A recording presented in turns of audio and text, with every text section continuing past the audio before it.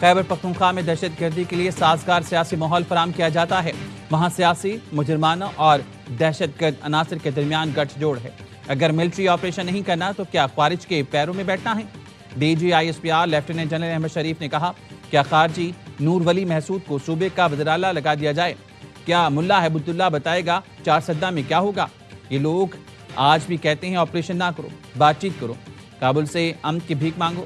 وزراعلیٰ کہتے ہیں صوبے میں آپریشن نہیں ہونے دیں گے۔ کوئی پوچھے ان کو دہشت گردوں سے کیا محبت ہے؟ دہشت گردوں نے ہمارے سینکڑوں بچے شہید کر دیے، ان کا لہو کس کے ہاتھ پر تلاش کریں؟ ترجمان پاک افواج نے ملٹری آپریشن کی مخالفت کرنے والے پی ٹی آئی رہنماؤں کی ویڈیوز بھی چلائیں۔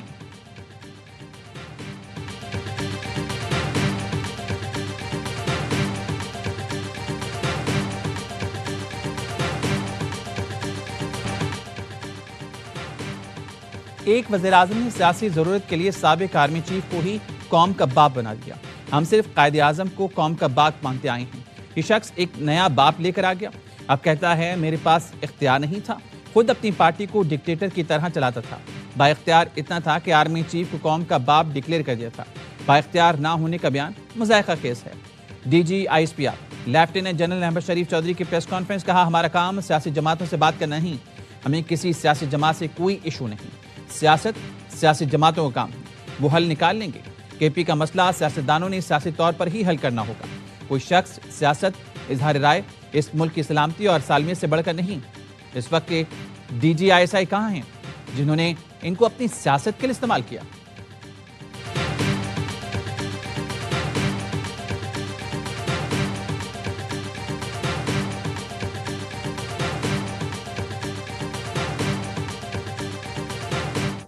فوج کی جنگ ہے جی، یہ عوام کی جنگ ہے، یہ اس قوم کے ایک ایک بچے کی جنگ ہے۔ اگر آپ اور ہم اس کے خلاف کھڑے نہیں ہوں گے، یہ آپ کے گھروں میں، آپ کے بازاروں میں، آپ کے اسکولوں میں، آپ کے دفاتر میں، آپ کی گلیوں میں آ کے پھٹیں گے، ماریں گے۔ Almost 80% of the terrorist incidents why they are happening in Khyber Pakhtunkhwa. اس کی بنیادی وجہ ہے it is that politically conducive environment جو وہاں پہ پرووائڈ کیا جاتا ہے۔ آج دہشت گردوں کے خلاف کھڑے نہ ہوئے تو یہ گھروں، بازاروں اور دفتروں میں آ کر بیٹھیں گے۔ اسلام سے خارج ہے۔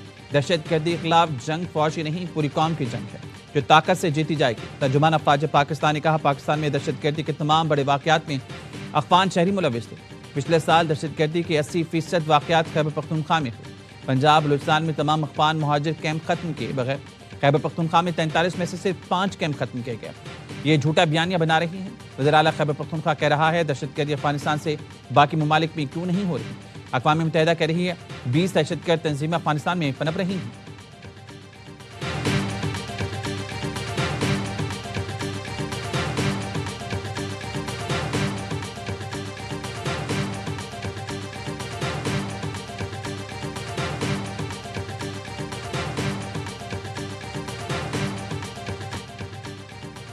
پاک فوج سے متعلق ڈرونز کے استعمال کا جھوٹا بیانیہ بنایا جا رہا ہے۔ ہم ڈرون صرف اس جگہ استعمال کرتے ہیں جہاں عام شہریوں کا نقصان نہ ہو، جبکہ خوارج نے ایک کواد کاپٹر پیٹرولنگ بنایا ہوا ہے۔ خیبر پختونخوا میں خوارج نے 410 کواد کاپٹر حملے کیے۔ D G I S P R کی نیوز کانفرنس کا دہشت گرد مساجد، عام شہریوں کے گھروں کو استعمال کرتے ہیں۔ کوئی کہتا ہے کہ باڑ لگی ہے تو خوارج کیسے آ جاتے ہیں؟ تو بتانا چاہتا ہوں صرف 2025 میں سرحد پر 71 دہشت گرد مارے گئے۔ گزشتہ سال آپریشنز میں 2597 دہشت گرد ہلاک ہوئے، 1235 شہادتیں ہوئیں۔ نیوز کانفرنس میں شہدائے پاکستان کو خراج عقیدت پیش کیا گیا۔ D G I S P R اور شوکا نے اپنی نشستوں سے کھڑے ہو کر شہدائے پاکستان کو سلام پیش کیا۔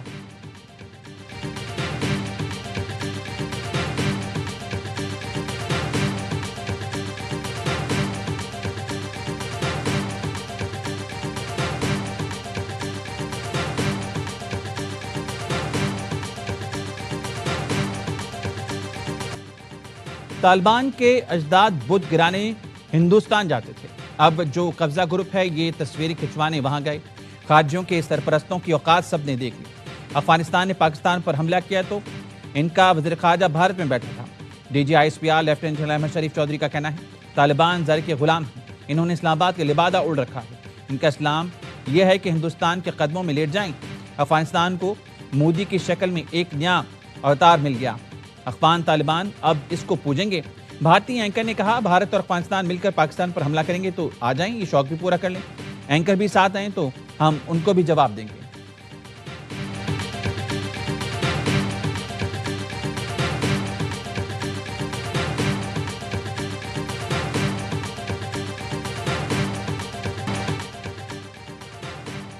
ہندوستان کے آپریشن سندور کی کالک ابھی تک اس کے منہ سے نہیں جا رہی۔ کچھ لوگ آپریشن سندور کو پاکستان کے افغانستان میں کیے گئے آپریشن سے جوڑ رہے ہیں۔ دونوں میں کوئی مماثلت نہیں۔ ڈی جی آئی SPR نے کہا انڈیا نے پاکستانی شہریوں کو نشانہ بنایا۔ پاک فوج نے افغان چیک پوسٹوں اور دہشت گردوں کے ٹھکانوں پر حملہ کیا۔ یہ حق ہندوستان کو کسی نے نہیں دیا کہ وہ پاکستان کے کسی شہری یا انفراسٹرکچر کو نقصان پہنچائے۔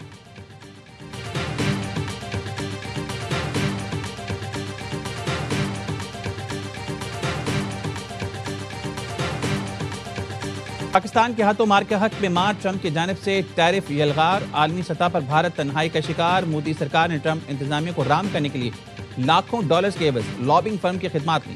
ناراض ٹرمپ کو خوش کرنے کے لیے سوشل میڈیا پر پوسٹ کرائی گئیں۔ بھارتی تجزیہ کار راہل کہتے ہیں علمی اور سفارتی صلاحیت کے فقدان سے بھارت کو لاکھوں ڈالرز کا نقصان ہو رہا ہے۔ پروفیسر ششانت سنگھ نے لکھا وزیر خارجہ کی حالت ہے کہ وہ خود نائب صدر جے ڈی وینس اور وزیر دفاع سے ملاقات نہیں کر سکتے۔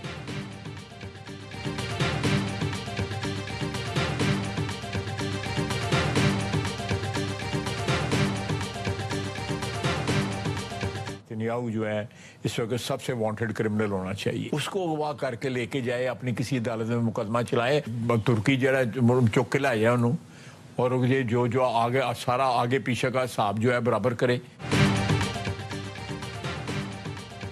امریکہ کو چاہیے نیتنیاہو کو اغوا کر کے عدالت میں پیش کرے۔ وہ اس وقت دنیا کا سب سے مطلوب شخص ہے۔ دعا ہے ترکیہ نیتنیاہو کو اغوا کر کے حساب برابر کرے۔ کل پیوٹن بھی یوکرینی صدر کو اغوا کر کے ماسکو لے جا سکتے ہیں۔ دفاع خواجہ آصف کہتے ہیں پاکستان نے وینزویلا سے متعلق اقوام متحدہ میں واضح موقف دیا ہے۔ امریکہ نے ایران میں کارروائی کی تو یہ پاکستان کے لیے بھی چیلنج ہوگا۔ He's a violent guy.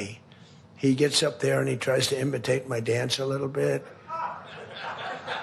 And he's killed millions of people. He's tortured. They have a torture chamber in the middle of Caracas.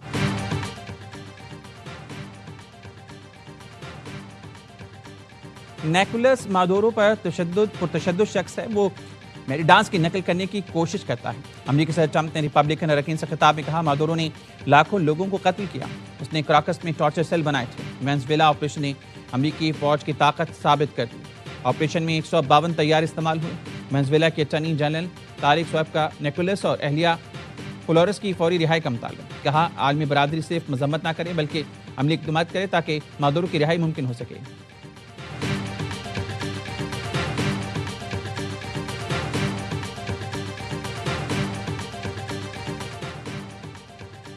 White house نے کیپٹل ہل حملے کا الزام سابق اسپیکر نینسی پیلوسی پر دھر دیا۔ 6 جنوری 2021 کو سیکیورٹی انتظامات ناکافی تھے۔ احتجاج کرنے والوں کو سیاسی بنیادوں پر نشانہ بنایا گیا۔ گرفتار افراد کے ساتھ ناانصافی ہوئی۔ ترجمان وائٹ ہاؤس کا بیان۔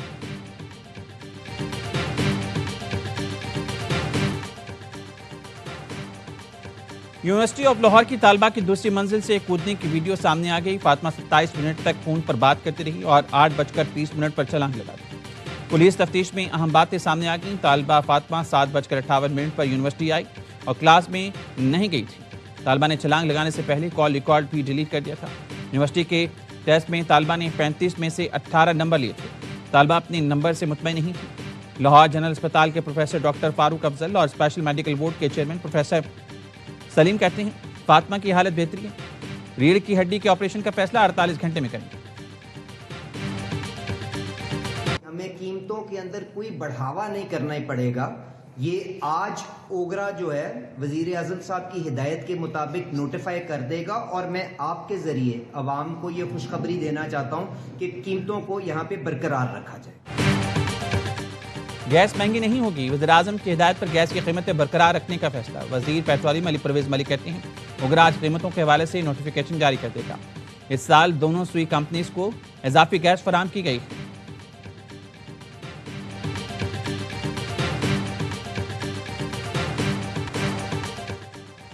پی آئی کے 75% حصص کی کامیاب نجکاری بارش کا پہلا خطرہ ہے۔ خسارے کے شکار ریاستی ملکیتی اداروں کی نجکاری حکومت کی ترجیح ہے۔ وزیراعظم شہباز شریف کی زیر صدارت نجکاری کمیشن کے امور پر اجلاس میں گفتگو. کہا تمام منصوبوں کا بین الاقوامی معیار کے فرم سے تھرڈ پارٹی آڈٹ کرایا جائے. وزیراعظم کی نجکاری کمیشن میں اصلاحات کے حوالے سے کام تیز کرنے کی ہدایت. حکام نے اجلاس کو بتایا بجلی تقسیم کار کمپنیز کی نجکاری 2 مراحل میں ہوگی. پہلے مرحلے میں آئسکو، گیپکو اور فیسکو، جبکہ دوسرے مرحلے میں ہیسکو اور سیپکو کی نجکاری ہوگی.